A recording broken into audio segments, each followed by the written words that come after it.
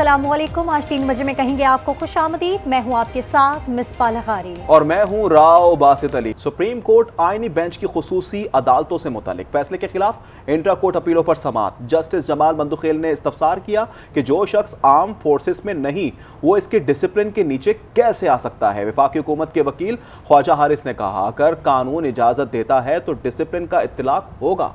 Justice Jamal Mandokhail ने remarks दिए कि एक शख्स आर्मी में है उस पर मिलिट्री डिसिप्लिन का इतलाक होगा, जो महकमा ज़राअत में है उस पर वहाँ के डिसिप्लिन का इतलाक होगा। क्या गैर मुतालिका शख्स को डिसिप्लिन के नीचे लाना आर्टिकल 8 की खिलाफ वर्जी नहीं होगी? इस तरह तो अगर कोई उकसाने का सोचे इस पर भी आर्मी एक्ट का इतलाक होगा। जो शख्स आर्मी एक्ट का सब्जेक्ट ही नहीं, इसको बुनियादी हुकूक से कैसे महरूम किया जा सकता है? अदालत ने मिलिट्री कोर्ट केस की समाअत कल तक मुलतवी कर दी।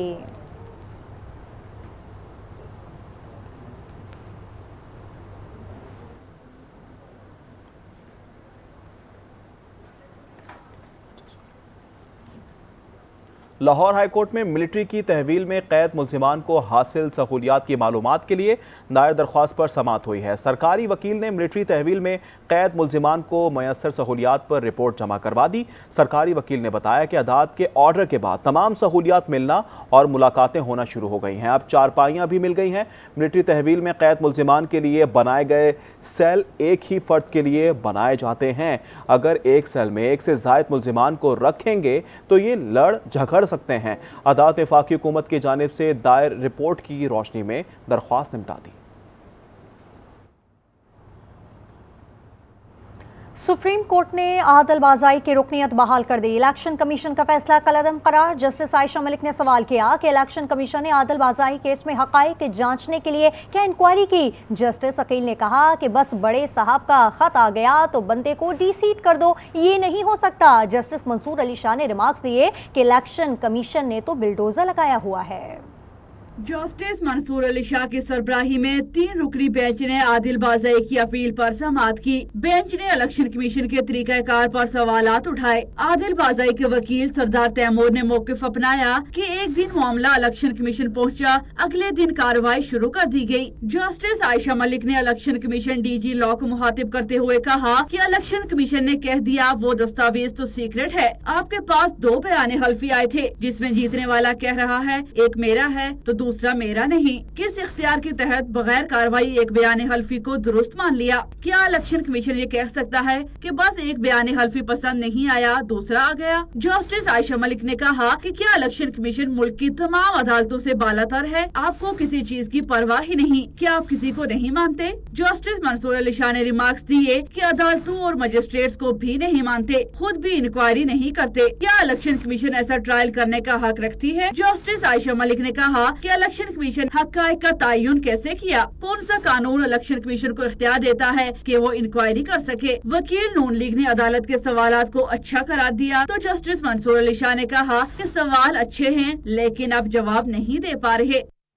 चंद दिन पहले तक उनके मुज़ाकरात सिर्फ एस्टैब्लिशमेंट के साथ हलाल और हुकूमत से हराम थे। मुज़ाकरात अच्छी बात है मगर बानी पीटीआई दिन में कई रंग बदलते हैं, उनकी गारंटी कौन देगा? वज़ीर दिफा ख्वाजा आसिफ ने तंज के तीर चला दिए। कहा कोई ज़माना था कि जब जनरल बाजवा और फैज़ जामन होते थे। पीटीआई जिन हलाकतों की बात करती है उनकी तादाद 12 से लेकर 278 बताते हैं पर कोई सबूत फराहम नहीं करते। रेंजर्स और पुलिस की शहादतों का जिक्र तक नहीं करते। ये दोगलापन और डबल स्टैंडर्ड तहरीक इंसाफ की शनाख्त और कल्चर है। अगर हुकूमत ने मुज़ाकरात में पहल नहीं की तो 14 दिसंबर से सिविल नाफरमानी की तहरीक के लिए तैयार हो जाए। पीटीआई रहनुमा शौकत यूसुफजई की धमकी। कहा मुज़ाकराती कमेटी की तश्कील को हुकूमत ने पीटीआई की कमजोरी समझ लिया है।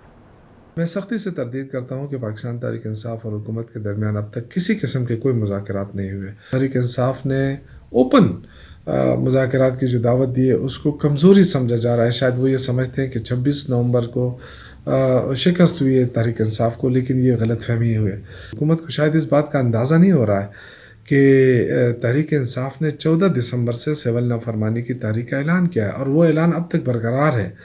तो हुकूमत अगर मुज़ाकरात नहीं करती तो फिर सिविल नाफरमानी का भी आगाज़ हो जाएगा। चीफ जस्टिस ने सुप्रीम जुडिशल काउंसिल का इजलास कल तलब कर लिया। जराये के मुताबिक इजलास में ज़ेर इल्तवा शिकायत का जायजा लिया जाएगा। अहम खबर आप तक पहुंचा रहे हैं कि चीफ जस्टिस ने सुप्रीम जुडिशल काउंसिल का इजलास कल तलब कर लिया है। जराये के मुताबिक इजलास में ज़ेर इल्तवा शिकायत का जायजा लिया जाए। तफसील जानते हैं, अफजल जावेद हमारे साथ हैं। अफजल, तफसील बताइएगा। जी देखें, सुप्रीम जुडिशल काउंसिल का इजलास जो ज़ेर इल्तवा था उस पर चीफ जस्टिस पाकिस्तान याह्या अफरीदी जो कराची के दौरे पर थे, अब उन्होंने इस इजलास को 13 दिसंबर को जो है तलब कर लिया है। ये इजलास जो है सुप्रीम कोर्ट ऑफ पाकिस्तान की बिल्डिंग में दोपहर 2 बजे होगा, जिसमें सुप्रीम जुडिशल काउंसिल के पास जो जितनी भी ज़ेर इल्तवा शिकायत है उसका जायजा लिया जाएगा। चीफ जस्टिस पाकिस्तान याह्या अफरीदी जो सुप्रीम जुडिशल काउंसिल के चेयरमैन भी है, वो इस इजलास की सदारत करेंगे। जी अफजल जावेद हमें अपडेट कर रहे थे, आपका शुक्रिया।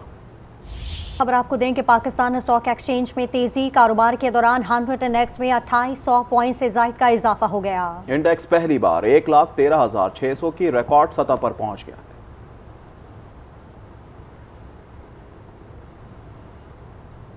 बोइंग 777 की 7 एयरबस ग्राउंड हैं। हाल ही में बहाल होने वाला यूरोप फ्लाइट ऑपरेशन मुतासिर होने का खदशा है। तर्जुमान PIA के मुताबिक पेरिस के लिए ऑपरेट होने वाला जहाज तैयार हो गया।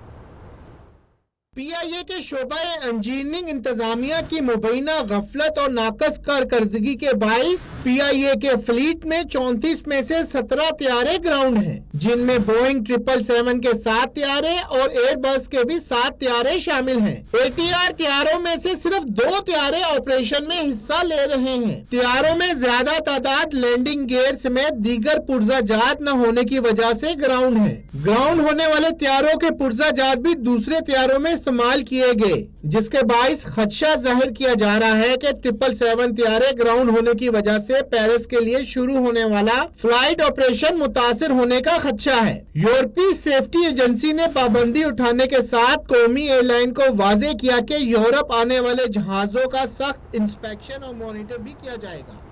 कराची की चौराहों पर दौड़ते तेज रफ्तार डंपर खौफ की अलामत बन गए। गुलिस्तान जौहर में डंपर का ब्रेक फेल होने से रेड बस में टकरा गया। पुलिस ने डंपर ड्राइवर और क्लीनर को गिरफ्तार कर लिया। शाहजेब हुसैन की रिपोर्ट। कराची की सड़कों पर दौड़ते तेज रफ्तार डंपर शहरियों के कातिल बन गए। गुलिस्तान जौहर राशिद मिनाज रोड पर डंपर रेड बस से टकरा गया। हादसा डंपर के ब्रेक फेल होने के बायस पेश आया। डंपर का क्लीनर मामूली जख्मी हुआ। ट्रकों को जो है ना दिन में ना निकलना दिया, मतलब ये जो रोडों पे चलते हैं इनको ना आने दिया जाए। इनकी वजह से काफ़ी सारे हादसा होते हैं, जिनकी वजह से काफ़ी जाने जाती हैं। कराची का कोई रोड भी मतलब नहीं कि सही नहीं है, तो एक्सीडेंट ये छोटे गाड़ी का बड़े गाड़ी को ये इस वजह से एक्सीडेंट हो जाते हैं। लोगों को चाहिए कि तो थोड़ी एहतियात करें, हर चीज़ का रूल बना हुआ है, उस हिसाब से रूल से चलें।